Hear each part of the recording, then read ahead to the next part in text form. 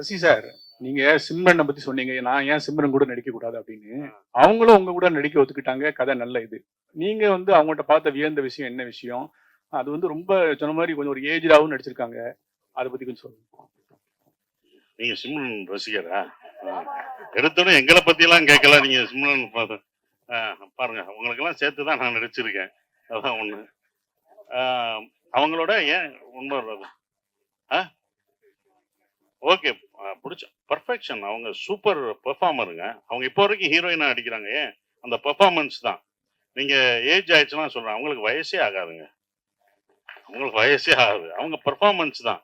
இவர் சொல்லும் போதும், அந்த இலங்கை தமிழ் பேசும்போதும் எங்களுக்கு நாங்க ராமேஸ்வரத்துல எடுக்கும்போது அவங்களோட கன்னத்தில் முத்தமிட்டால் ஞாபகம் இருக்கா? கன்னத்தில் முத்தமிட்டால் உங்களுக்கு எப்படி ஞாபகம் வந்துச்சு? எங்களுக்கு அது ஞாபகம் வந்துச்சுண்ணே. அதுதானே வந்துச்சு.